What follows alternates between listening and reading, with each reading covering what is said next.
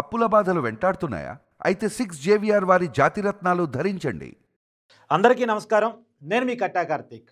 Russia Ukraine మధ్య మళ్ళీ start అయినటువంటి యుద్ధం ఏ దశకు చేరుతుంది అన్న దాని మీద ప్రపంచం మొత్తం భయపడతా ఉంది.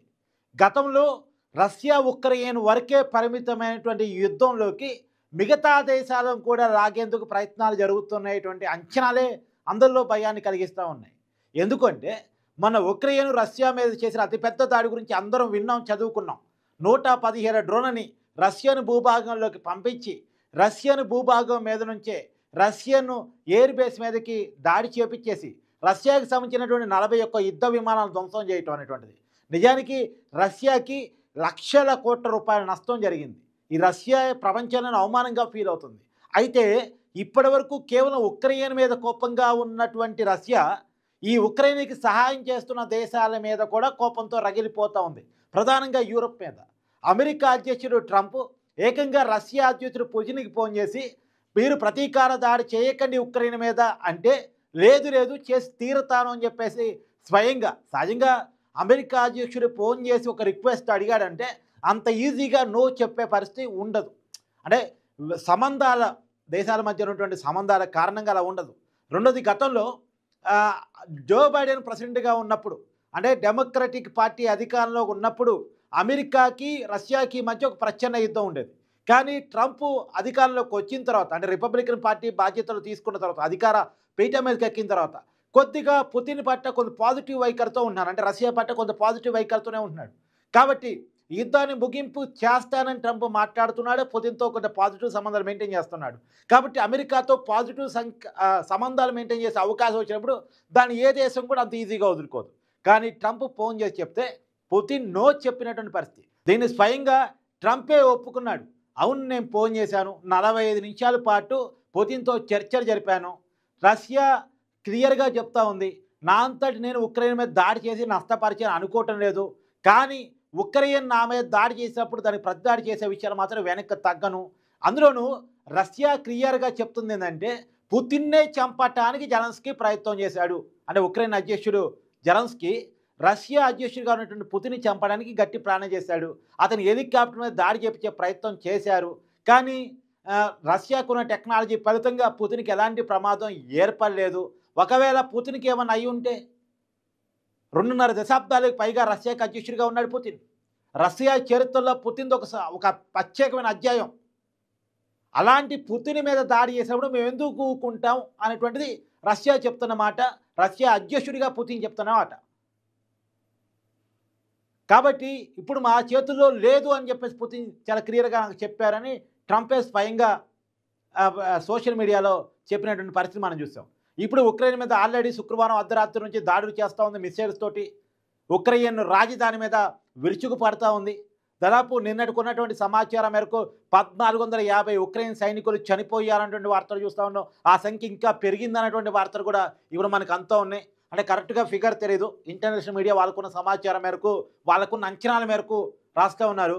కానీ ఉక్రెయిన్ కూడా ఒప్పుకుంటోంది, మా పెద్ద ఎత్తున నష్టం జరుగుతూ ఉంది, మా మీద రష్యా చాలా పెద్ద ఎత్తున దాడులు చేస్తూ ఉంది, మేము కొన్నిటిని తిప్పి కొడుతున్నాం, కానీ మాకు పెద్ద ఎత్తున నష్టం జరుగుతూ ఉంది, మా సైనికులు దాదాపు 1500 మంది చనిపోయారు అనేటువంటి విషయాన్ని ఉక్రెయిన్ కూడా ఒప్పుకుంది. కాబట్టి ఆ సంఖ్య వరకు ఆ 1450, 1500 వరకు మనం అఫీషియల్గా చెప్పుకోవచ్చు. మిగతాది ఇంకా ఎంత పెద్ద నష్టం జరిగింది అనేటువంటిది రాబోయే కాలంలో తెలవాల్సినటువంటి అవసరం ఉంది. అంటే రష్యా ప్రతీకార దాడులు చేస్తూ ఉంది. అయితే ఇది గతంలో కూడా చేసింది. ఉక్రెయిన్ మీద గతంలో కూడా రష్యా అనేక దాడులు చేసింది. కానీ ఇప్పుడు ఉక్రెయిన్తో ఆగకపోవచ్చు. ఎందుకంటే ఒకవైపు ఉక్రెయిన్ మీద దాడి చేస్తూనే ఇంకోవైపు న్యూక్లియర్ టెస్టులు చేస్తూ ఉంది రష్యా. పైగా ఇప్పటికే నార్త్ కొరియా దేశం నార్త్ కొరియా అధ్యక్షుడు కిమ్ జాంగ్ అతను రష్యాకి సపోర్ట్ చేశాడు. రష్యా దౌత్య సంబంధాలు నడుపుతోంది. అందరికీ ఫోన్ చేసి మాకు సపోర్ట్ ఇవ్వమని అడుగుతోంది. అది సపోర్ట్ ఇవ్వమని అడగటం అంటే ఏంటి? గత 2 సంవత్సరాల కాలంలో రష్యా ఎప్పుడూ కూడా అన్ని దేశాలకు ఫోన్ చేసి మాకు సహకరించమనో, మాకు సపోర్ట్ చేయమనో, మాతో కలిసి యుద్ధం చేయమనో ఈ రష్యా ఏ దేశాలని అడగలేదు. కానీ ఇప్పుడు అడుగుతుందంటే రష్యా ప్లాన్ ఏదో ఉంది. పుతిన్ మౌనం వెనకాల ఏదో వినాశనమో విధ్వంసమో ఏదో ప్లాన్ చేయబడుతోంది, మరణ శాసనమో ఏదో ప్లాన్ చేయబడుతూ ఉంది. రష్యా టార్గెట్గా యూరప్ అమెరికా సాగిస్తున్నటువంటి అని కొన్ని దశాబ్దాలుగా సాగిస్తున్నటువంటి దానికి నేను ప్రతీకారం తీర్చుకోవాల్సిందే. ఎందుకంటే ఉక్రెయిన్ అనే ఒక చిన్న దేశం ఎవరి సహకారం లేకుండా, ఎవరి అండదండ లేకుండా నా మీద ఇన్ని సంవత్సరాలు యుద్ధం చేయటమో, లేదు నా భూభాగంలోకి వచ్చి నా దేశం యొక్క ఎయిర్ బేస్ మీద విధ్వంసం సృష్టించడమో, ఏకంగా నన్ను చంపే ప్రయత్నమో చేయలేదు అనేటువంటిది పుతిన్ యొక్క విశ్వాసం. కాబట్టి ఖచ్చితంగా ఈ మధ్య కాలంలో యూరప్ కూడా ప్రకటించింది, మీరు ప్రతీకార దాడులు కనుక ఉక్రెయిన్ మీద చేస్తే మేము మా నాటో సైన్యాన్ని పంపిస్తామని చెప్పింది.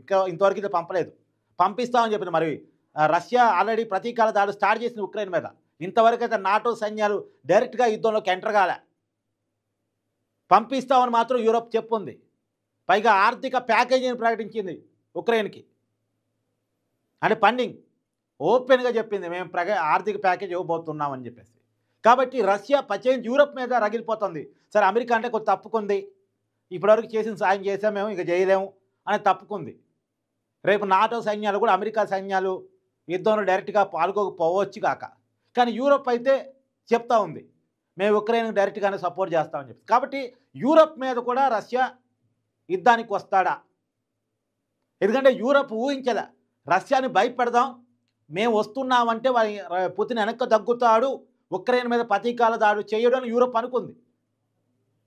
నిజానికి ఉక్రెయిన్ ఒత్తిడి మేరకే యూరప్ ఈ స్టేట్మెంట్ చేసి ఉండొచ్చు, మేము నాటో దళం పంపిస్తామని, మేము ఫండింగ్ చేస్తామని యూరప్. అందుకని అమెరికా ట్రంప్ లొంగి తట్టలేడు కాబట్టి యూరప్ ద్వారా ఉక్రెయిన్ ఆ స్టేట్మెంట్ చేపించుకొని ఉండొచ్చు. ఎట్టి పరిస్థితుల్లో రష్యా ప్రతీకార దాడి చేస్తుంది, చేయకుండా ఉండాలంటే రష్యాను భయపెట్టేవాడు స్టేట్మెంట్ ఇవ్వాలి. రష్యాను భయపెట్టగలిగినంత స్థితి సామర్థ్యాలు ఉన్న వాళ్ళలో యూరప్ అమెరికాలు ఉన్నాయి అనేటువంటిది కాబట్టి యూరప్ చేత ఈ స్టేట్మెంట్ ఇప్పించి ఉండొచ్చు. కానీ రష్యా తగ్గేదే లేదన్నట్టు ఉక్రెయిన్ మీద ప్రతీకార దాడులకు దిగింది శుక్రవారం రాత్రి నుంచి. అయితే గతంలో రష్యాని భయపెట్టడం కోసం స్టేట్మెంట్ ఇచ్చినటువంటి, గతం నుంచి ఉక్రెయిన్కి అండగా ఉంటున్నటువంటి, అది ఫండింగ్ విషయంలో కానీ సైన్యం విషయంలో కానీ ఇప్పటికీ ఉంటున్నటువంటి యూరప్ మీద కూడా దాడి చేయవచ్చు. మన నుంచి మనం ఈ విషయాన్ని మాట్లాడుకుంటా ఉన్నాం. ఖచ్చితంగా పుతిన్ స్కెచ్లో లండన్ నగరం ఉండబోతుంది. ఇప్పటికే యూరప్ ఇంటెలిజెన్స్ కూడా దీన్ని ధృవీకరించి నిర్ధారణ చేసుకొని వాళ్ళు కూడా జాగ్రత్త పడుతూ ఉన్నారు. అందుకనే గతంలో ప్రకటించిన విధంగా ఇంతవరకు నాటో సైన్యాన్ని ఉక్రెయిన్కి పంపలేదు.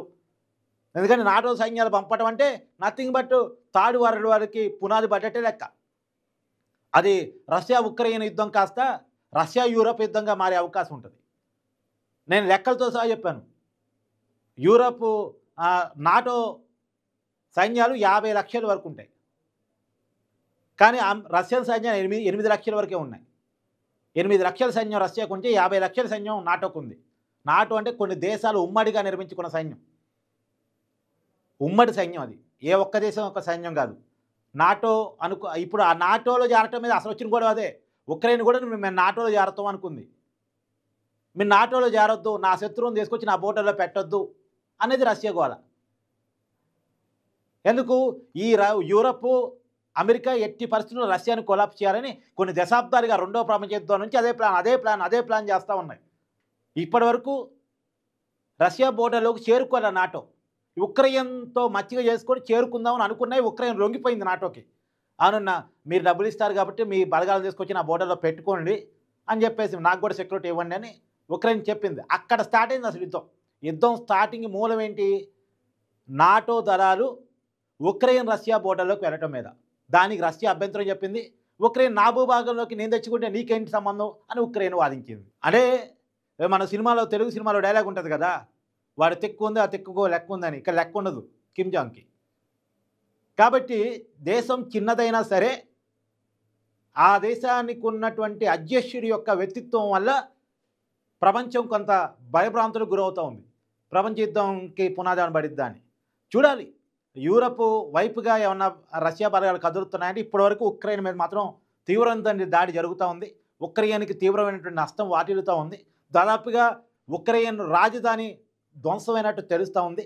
గతంలో కూడా యుద్ధం స్టార్ట్ అయినప్పుడు కూడా ఉక్రెయిన్ రాజధాని చాలా పెద్ద ఎత్తున నష్టపోయింది. తర్వాత కొంత రివోక్ అయింది. దాన్ని కూడా మళ్ళా ధ్వంసం చేసేటువంటి పని ఉక్రెయిన్ చేస్తూ ఉంది. జెలెన్స్కీ ఇంటి పక్కన సరిహద్దుల్లో కూడా బాంబులు పడుతున్నాయని చెప్పేసి కూడా వార్తా కథనాలు, ఇంటర్నేషనల్ మీడియా కథనాలు వస్తున్నాయి. మరి జెలెన్స్కీ టార్గెట్గా ఏమైనా రష్యా ముందుకు కదులుతుందా అనేటువంటిది కూడా చూడాలి. ఎందుకంటే ఉక్రెయిన్ అధ్యక్షుడిగా ఉన్నటువంటి జెలెన్స్కీని తమ స్వాధీనంలో తీసుకున్నా లేదా ఎందుకంటే పుతిన్ బాగా రగిలిపోతున్నాడు. నన్ను చంపడానికి ప్రయత్నం చేశారు, నన్ను చంపడానికి ప్లాన్ చేశారు అని రగిలిపోతున్నాడు. కాబట్టి ఉక్రెయిన్ అధ్యక్షుడి మీద కూడా పుతిన్ ఏమైనా ప్లాన్ చేస్తున్నాడా, అది కూడా చూడాలి ఏం జరగబోతుందో అనేటువంటి.